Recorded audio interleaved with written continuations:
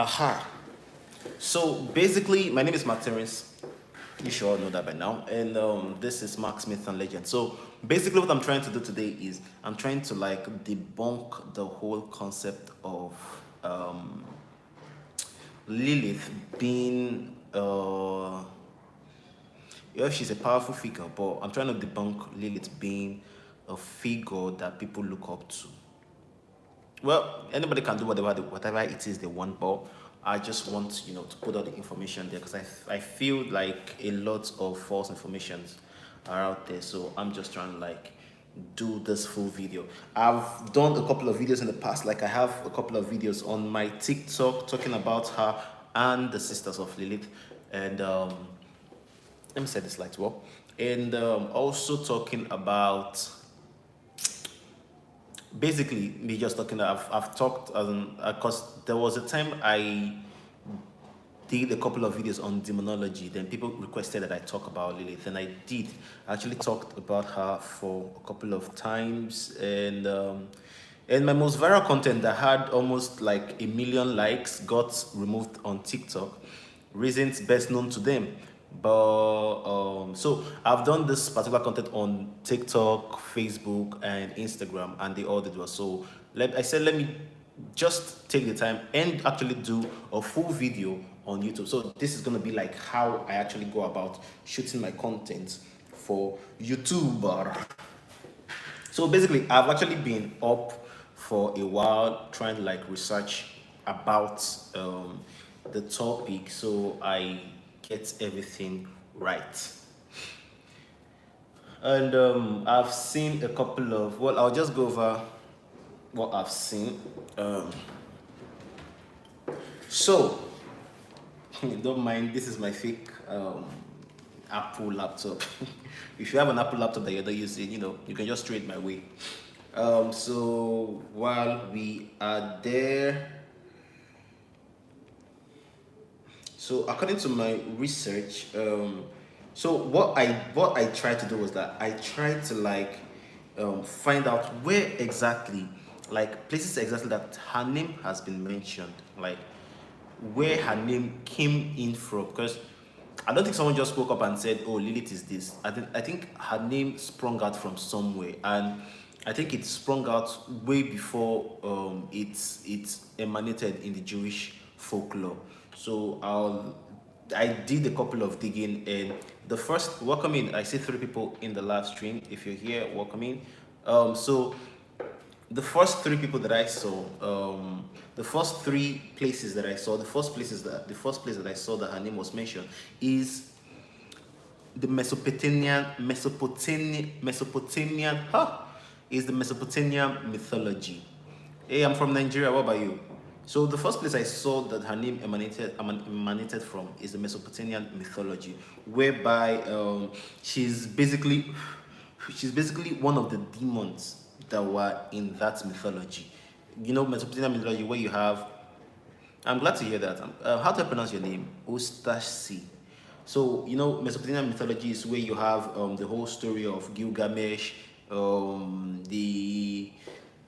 the Sumerian gods and stuff like that. So yeah, I did my own first research on where I felt her name first popped up, and Mesopotamian mythology was where I got led to. So here the spirits were, she's basically one of those spirits or one of those demons that prey on pregnant women and infants or little children, which is from the name which also shed light on her name, which is Lil. Actually, it's like my second stream, but my first stream wasn't really a long stream, so I'm just trying to like document this stream to how do I put it? I'm just trying to document it because I'm trying, like, after this I'm going to shoot a video and I'm going to show how I set up my video set so I can post this, and at the end of the day also still have this video up on my page as well. What about you? Where are you from? Do you stream? So Mesopotamian mythology was where her name first came out from. Oh, you stream? Oh, that's cool. Where her whole story was about, um, being a demon that blah blah blah blah blah. And also, she actually appeared in the story of Gilgamesh. I have the story of Gilgamesh on my page. If you care to check, I compared Gilgamesh to Hercules and also Samson in the Bible. Um, so she appeared also in the story of Gilgamesh. She appeared as one of the demons who lives on one of the trees called Hulupu. Who lives on one of the trees called Hulupu? You know, the tree that grows in the garden of the goddess Inanna in the Gilgamesh story. If you know the story of Gilgamesh, you might just check on my page. The story of Gilgamesh is there, although not the full story, but the part about how Gilgamesh was, how powerful he was, is on my page. A sacred tree that grows in the whatever. Lilith is depicted as the creature who nests in the tree, symbolizing her connection to the underworld. Then, after her appearance in the Sumerian text, the next place she appeared, going in the Jewish tradition. So in the Jewish tradition is basically where they believe that she was the first person. But at the end of the day, she didn't really emanate from the Jewish tradition. It was someone, the person that was Ben Sira. I did like in one of my videos, I had to like explain this in the comment section. Ben Sira was the person that actually came up and said, Lilith is this, Lilith is that. There was no text before that, at least none that I can find before that, to point out that Lilith was mentioned anywhere until Ben Sira wrote his book called The Alphabet of Ben Sira. I think between the 8th and 10th century. So basically, he was the one that actually brought in the whole idea of Lilith being someone who fought for, you know, equality and stuff like that. You know, the story that a lot of people know now, that she was the first wife of Adam, but she didn't want to be under Adam. Then she had to fight back, and she was chased out of Garden of Eden. Blah blah blah blah. The story doesn't sound right, but it's a story that is popular now, and it's because of this guy Ben Sira. So moving on, Lilith also appeared in the Kabbalah. Kabbalah is like it's like, how will I put it? I don't know if Kabbalah is the religion or the tradition, but Kabbalah is sort of like, I honestly don't know how to explain it. Well, in the Kabbalah, they have this book called the Zohar. Welcome in. I see one person in the live stream. They have this book called the Zohar. Now, the Zohar is where they actually depicted Lilith as a seductress, like a succubi, a succubi, a succubus. I think succubi is plural, as a succubus. Lilith was depicted as a seductress and queen of demons. Now, it's in the Kabbalah that she was talked about. Well, I think the Kabbalah is also a Jewish book, if I'm not mistaken. It's also a Jewish book. So here was where she was talked about. But now, I'm not sure which came first between the Kabbalah and the Ben Sira, but I'll find out before I make the full video. So in the Kabbalah, she represents the danger of uncontrolled female sexuality. She was associated with evil aspects of the feminine, often contrasted with the more virtuous Eve. Now let's go.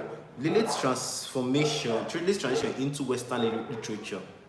This is where it gets, in fact, this is where it gets to what people are used to today. Lilith's transformation into the Western literature. Lilith's story spread beyond Jewish tradition, became a prominent figure in the Western literature. Blah blah blah blah blah blah blah blah blah. Her image evolved from demonic figure to a more complex, at times sympathetic character. So the reason why a lot of people are seeing Lilith as someone that they can look up to is Western literature. And that's the reason why a lot of people feel that she's someone that they can look up to. The medieval resonance literature. Let me see if I can. Pum, pum, pum, pum, pum, pum, pum, pum, pum, pum, pum, pum, pum, pum. No, no, no, no. I wanted to see if there was a green screen filter.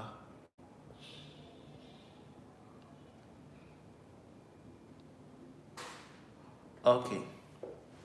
So the medieval Renaissance literature during the Middle Age, the Renaissance, Lilith's story was adopted into the European folklore. She was often depicted as a witch or a succubus, a demon who seduced men in their sleep. This portrayal reinforced blah blah blah and blah blah blah as dangerous malevolent figure. So here she was being explained to be a malevolent figure, but still some people do not believe. Now we move on to the 19th and 20th century where feminism took it up. In the 19th century, the Romantic and Gothic literature movement revived interest in Lilith's poets, artistry, as a symbol of fertile seduction. In works like Dante Gabriel's Rossetti's poem, Lady Lilith, and John Corller's painting, Lilith, she was portrayed as an alluring yet dangerous woman. Modern feminist interpretation. Let's go. In 20th century, feminist thinkers interpreted Lilith as a symbol of female empowerment. 20th century, 20th century. Someone that over time they've been looking at as a bad figure.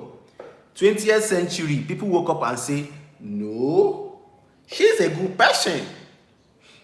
Let's move on. In 20th century, feminist thinkers interpreted Lilith as a symbol of female empowerment and resistance against patriarchal. I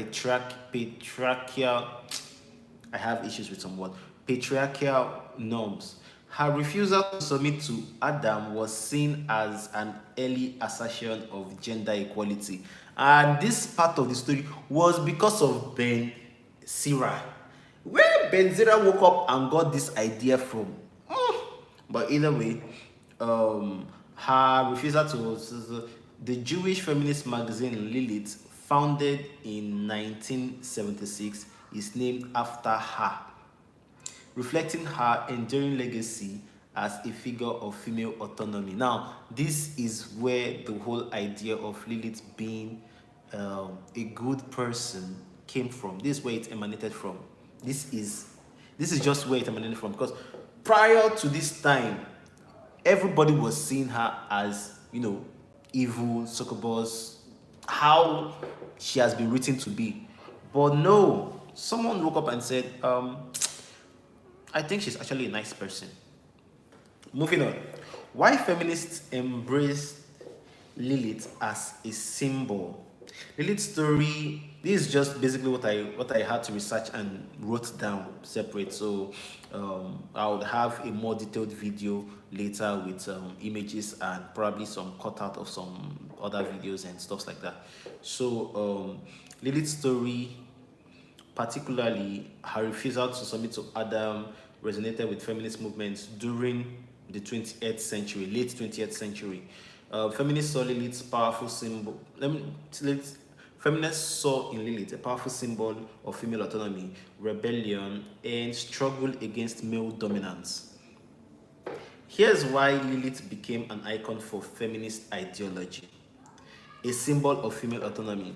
Lilith's decision to leave the Garden of Eden rather than accept a subordinate role was seen as an act of self-determination and independence, as this aspect of her narrative aligned with the feminist call for women to assert their rights and reject societal expectations that place them in inferior positions. Now, I don't know, but you're already seeing where the whole idea has started changing from. Resistance against patriarchal, where she stood up to Adam, and she left Garden of Eden, where that story still came from, who knows? And the funniest thing is that when you raise this up as it's actually not true, you get people in the comment section. Do you know how many times the Bible have been changed? Do you know how many? How is your argument over something you don't know, that nobody knows to exist, is that they removed it? Imagine if I was to say that 2 plus 2 is not 4, but the reason why 2 plus 2 is not 4 is because they removed it from maths. It really doesn't make sense. They removed from maths textbooks, or they removed from the foundation of maths, of writing maths textbooks or stuff like that. It really doesn't make sense, because how then, if they had removed it that early, how then do I know what 2 plus 2 actually is supposed to be, if not 4? But no, like I said, I've created a couple of content on this particular stuff in my other platforms. So this is me trying to like actually do the full video on this platform. So I'm still gonna have a full video, so just bear with me. Reclaiming female sexuality. Throughout history, Lilith was demonized. Throughout history, Lilith was demonized in part because of her association with uncontrolled sexuality. Feminists sought to reclaim this aspect of her story. So that was basically the whole idea. They actually sought out to reclaim the whole idea of the movement. Reclaim this aspect of our story, challenging the idea that female sexuality was something dangerous or evil. By embracing Lilith, feminists aim to promote a more positive and empowered view of female sexuality, free from constraints of traditional moral judgment. In Nigeria, we call that thing Asheworism, but either way, transformation into positive archetype. While Lilith was historically depicted as a malevolent figure, feminists reimagined her. I think this is the word, reimagined. So the Lilith a lot of people know now is just a figment of the imagination of the late 20th century feminists. That is where the whole idea of this Lilith a lot of people seem to know about. Instead of a demon, Lilith was portrayed as a strong, independent woman who was unafraid to challenge the authority and assert her rights. This interpretation allowed women to see Lilith not as a warning or a threat, but an inspiration. Okay? Moving on, Lilith in the Bible, debunking the myths. Now let's go to the actual part of the Bible. Despite popular belief, Lilith is not mentioned in the canonical Bible as Adam's wife. The idea of Lilith being Adam's first wife is a later development that does not originate from the Bible itself. I cannot stress this enough. The single biblical reference only mentioned in Isaiah, that's the only place that Lilith was mentioned in the Bible, where she was referred to as a night owl, or a night creature, or screech owl, which translates I think in Hebrew into Lilith. Like if you translate Lilith in Hebrew, it's night owl or night creature, and that was what they had in that particular bit, night creature. So they were like, oh, they translated it back from Lilith into night creature, and that was in Isaiah, not even Genesis. This verse describes a desolate land where various wild creatures, including Lilith, dwell. However, this reference is ambiguous and does not connect her to the story of Adam and Eve in any way, in no way, shape, or form. Origin of the myth. The association of Lilith with Adam likely arose from the medieval text. Sorry, I have issues with words, so I might pick up words that are not actually there, so I'll have to go back and read it again. The association of Lilith with Adam likely rose from the medieval text that sought to explain contradictions in Genesis, the creation story. The first creation story was Genesis 1:27, states that God created man and woman simultaneously. Then later in 2:22, it said Eve was being created from Adam's rib. Some rabbis speculated that the first woman was Lilith. Now, Lilith was just a speculation. Anyway, who was later replaced by Eve. This interpretation was never part of the Bible, but became popular in folklore and later literature. So when someone says this and people will be like, go and do your research, I just laugh. Basically, we're moving on. Now, let's debunk common misconceptions. Lilith's story has been shaped and reshaped over millennia, leading to numerous misconceptions about her character. Here are some of the most common myths and evidence that debunks them. Lilith, most common myths and whatever that debunks them. Lilith as a biblical character. Nope, she's not a biblical character. I'm trying to debunk some common misconceptions. Well, she appeared in the Bible in Isaiah, but not actually appear. It's still somehow. There was a word used, night owl, which translates in Hebrew as Lilith, but that is in Isaiah. Anyway, as previously discussed, Lilith is not a character in the Bible. The idea of her being Adam's first wife comes from a later Jewish folklore, not from the Bible itself. Lilith as a feminist icon, while modern interpretation of Lilith as a symbol of female empowerment are compelling, it's important to recognize that this is a contemporary reinterpretation. Historically, Lilith was more often portrayed as a demon or malevolent force rather than a figure. And a lot of people want to say that that is due to patriarchy or whatever it is they want to say. But basically, it's not, because one person cannot be mentioned over a couple of mythologies as a demon. People in the Sumerians recognize that as a demon. The early Jewish people recognized that as a demon. Now, it was in the late 20th century that some people now said, oh no, she cannot be a demon. Anyway, Lilith as a feminist icon, I already talked about that. Historically, Lilith was more portrayed as a demon rather than a figure of resistance. Yep. Lilith's role in witchcraft. Now, this is one of the most common. So, whenever I make a video on Lilith, there are a group of people that always comes to the comment section. Many of them used to have either Lilith or witch in their handle, and so this part actually portrays them. Lilith's association with witchcraft and the occult is largely a product of medieval Renaissance European folklore. Her character was adopted into stories of witches and succubi, but these interpretations are far removed from her original role in Mesopotamian mythology. I just really want to say that in Mesopotamian mythology, she was a demon, but not with as much power as a lot of people, attribute her to right now. Anyway, that's where I'll stop in that. Now, conclusion: Lilith's enduring legacy. Lilith's story is a testament to the power of myth and the ways in which cultural narratives evolve over time.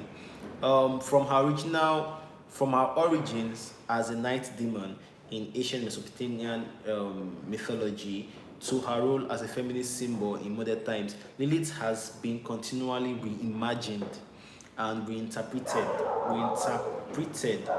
while misconceptions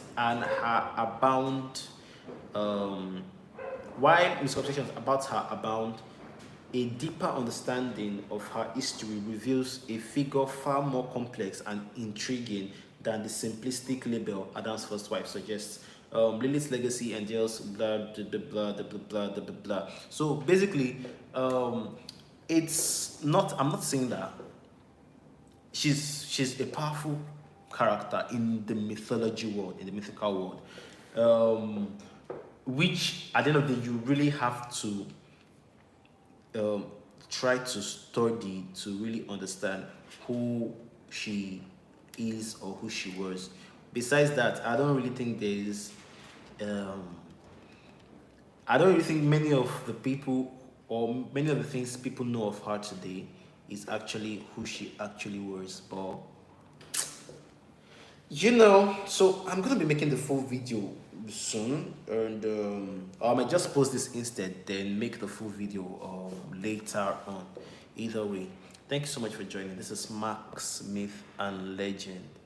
I would have loved to make this video have instead, but